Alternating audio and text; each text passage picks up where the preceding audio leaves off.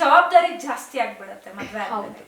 ಮದ್ವೆಗ್ ಮುಂಚೆ ಅದಿರಲ್ಲ, ಮದ್ವೆ ಆದ್ಮೇಲೆ ಆಟೋಮೆಟಿಕಲಿ ನೀವು ಚಿಕ್ಕವರಾದ್ರೂ ದೊಡ್ಡವರಾದ್ರೂ ಆ ಜವಾಬ್ದಾರಿ ನಿಮ್ ತಲೆ ಮೇಲೆ ಬಂದೇ ಬರುತ್ತೆ, ಅದೇನು ಮಾಡಕ್ಕಾಗಲ್ಲ. But life is all about ups and downs. ಒಂದು ಏನಪ್ಪ ಏನಂತಾರೆ, ಫುಲ್ ಎಲ್ಲ ಅಪ್ಸ್ ಅಂಡ್ ಡೌನ್ಸು, ಎಲ್ಲಾನು ಇರುತ್ತೆ, ಅದು ಏನು ಮಾಡೋಕ್ಕಾಗಲ್ಲ. ನನ್ನ ಲೈಫಲ್ಲೂ ಎಲ್ಲ ಇತ್ತು, ಎಲ್ಲ ಅಪ್ಸು ನೋಡಿದ್ದೀನಿ, ಎಲ್ಲ ಡೌನ್ಸು ನೋಡಿದ್ದೀನಿ, ಎಲ್ಲ ಥರನೂ ನೋಡಿ ಅದೆಲ್ಲ ನೋಡಿದ್ರೇ ಯಾವ್ಯಾವ್ದ್ರದ್ದು ವ್ಯಾಲ್ಯೂ ನಮಗೆ ಗೊತ್ತಾಗ್ತಾ ಹೋಗೋದು. ಯಾವುದು ನೋಡಿದಿರ ಒಂದೇ ಸ್ಮೂತ್ ಫ್ಲೋ ಆಗ್ಬಿಟ್ರೆ ನಮ್ಗೆ ಅದ್ರದ್ದು ವ್ಯಾಲ್ಯೂಸ್ ಗೊತ್ತಾಗಲ್ಲ. ಕೆಲವೊಂದು ವ್ಯಾಲ್ಯೂಸ್ ಗೊತ್ತಾಗ್ಬೇಕಂದ್ರೆ ಕೆಲವೊಂದು ಕಷ್ಟಗಳು ನಾವು ಅನುಭವಿಸ್ಬೇಕು, ಅವಾಗಲೇ ಅದ್ರದ್ದು ವ್ಯಾಲ್ಯೂಸ್ ನಮಗೆ ಗೊತ್ತಾಗ್ತಾ ಹೋಗೋದು. ಸೊ ಅದೇ ಥರ ನಾನು ಎಲ್ಲ ನೋಡಿದ್ದೀನಿ. ನೋಡಿದ್ಮೇಲೆ ಈಗ life reach it some point, okay that's fine. ಇವಾಗ ನನ್ನ ಪಾಡಿಗೆ ನಾನು ಇರಬಹುದು, ಅಥವಾ ಅವಳು ಆನಂದು. ನಮ್ಮಲ್ಲಿ ಒಂದು ಅಂಡರ್ಸ್ಟ್ಯಾಂಡಿಂಗ್ ಬರೋಕ್ಕೆ ರೀಸನ್ ಕೂಡ ನನ್ನಮ್ಮ ಸೂಪರ್ ಸ್ಟಾರ್ ಅಂತಾನೆ ಹೇಳ್ಬೋದು.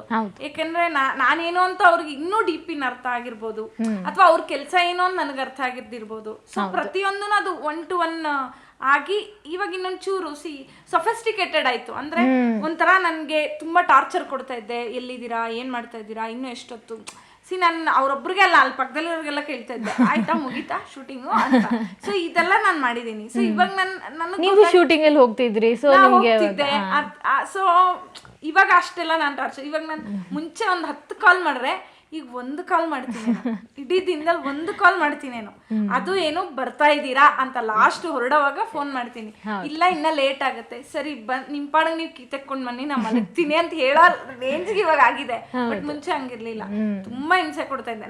ನನಗ್ ಗೊತ್ತು ನಾನು ಹೆಂಗ್ ಟಾರ್ಚರ್ ಮಾಡಿದ್ದೀನಿ ನನಗ್ ಗೊತ್ತು. ಸೊ ಹಂಗಾಗಿ ಇವಾಗ ಅಷ್ಟೆಲ್ಲ ಇಲ್ಲ. ಈವನ್ ಅವರು ಅಷ್ಟೇನೆ, ಮುಂಚೆ ಸ್ವಲ್ಪ ಫೋನ್ ಎತ್ತಾ ಇರ್ಲಿಲ್ಲ, ಅಂದ್ರೆ ಕೆಲಸ ಬಿಸಿಲಿ ಫೋನ್ ಎತ್ತಾ ಇರ್ಲಿಲ್ಲ, ಇದ್ ಮಾಡ್ತಿರ್ಲಿಲ್ಲ.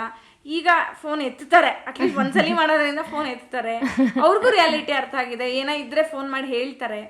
ಸೊ ಅಂದ್ರೆ ಸ್ವಲ್ಪ ಕ್ವೈಟ್ ಆಗಿ ಹೇಳ್ತಾರೆ. ಮುಂಚೆ ಸ್ವಲ್ಪ ಬ್ಯುಸಿಲಿ ಶೆಡ್ಯೂಲ್ ಅಲ್ಲಿ ಸ್ವಲ್ಪ ರಫ್ ಆಗಿ ಮಾತಾಡೋರು, ಈಗ ಆ ರಫ್ನೆಸ್ ಇಲ್ಲ, ಹೋಗಿದೆ.